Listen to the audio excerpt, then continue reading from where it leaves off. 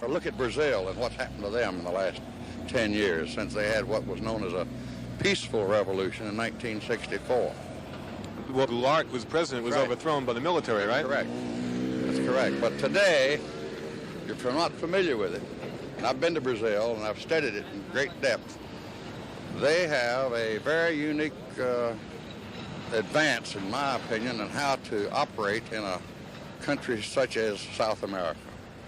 They have a group of businessmen, military men, and elected government men that form a ad hoc commission that establish policy for the government, and the government in all these years has never failed to carry it out. In other words, Brazil has achieved a record of extreme stability, Right. And this is, of course, very attractive to any kind of business interest. In 1964, Brazil's liberal government was overthrown by the military. Immediately, the new regime unveiled its plan to develop the country, a plan centered on greatly increasing the freedoms allowed foreign investors. Labor unions came under the tight control of the government, and strikes were outlawed. Multinational corporations, attracted by this free investment climate, proceeded to make more investments in Brazil than in any other third world country. The government says, if you come to Brazil before you go anywhere else, we'll really make it worth your while. They give you fiscal incentives, export incentives, free convertibility into dollars. You can export your earnings freely up to 12% of your invested capital. So up to 12% is free. But they give you so much encouragement in the way of additional tax rebates to reinvest that money into the country that it's pretty hard to refuse not to. Businessmen and government officials have called the results an economic miracle, a development model for the third world. Brazil's economy has expanded even faster than Japan's, its gross national product tripling since 1964. Brazilian executives have replaced North Americans as the world's highest paid managers.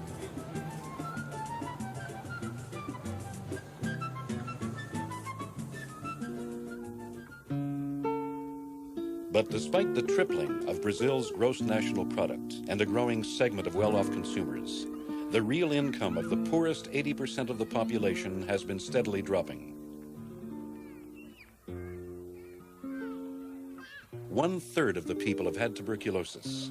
Half the children have no schools. The infant mortality rate is climbing. It is now the second highest in the hemisphere. This girl, like 1 out of every 5 in Brazil, is suffering from malnutrition so severe that if she survives, her brain will be damaged for life. Her diet, like most Brazilians, consisted mainly of black beans, but today there is a black bean shortage. Corporations like Anderson Clayton and Chase Manhattan Bank have been financing the switch from black bean production for domestic consumption to cash crops like soybeans for sale on the more profitable world export market. The black bean shortage is just one example of how the shape of Brazil's economic development is dictated by the needs of multinationals.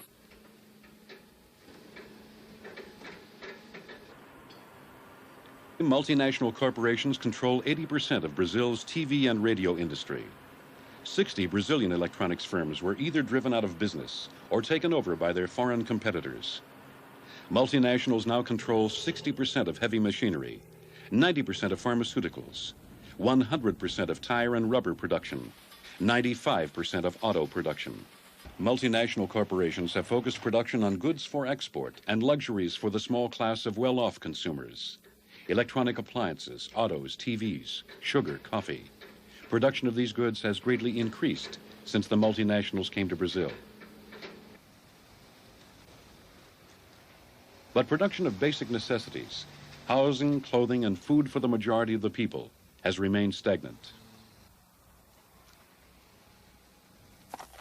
In the countryside, speculators and large corporations have been buying up the farmable land. One foreign-owned cattle company now owns 7 million acres, almost the size of Belgium. A 60-year-old woman who worked for 20 years on one plantation said that she and 1,000 other workers were told to harvest your crop, plant grass for cattle, and get out.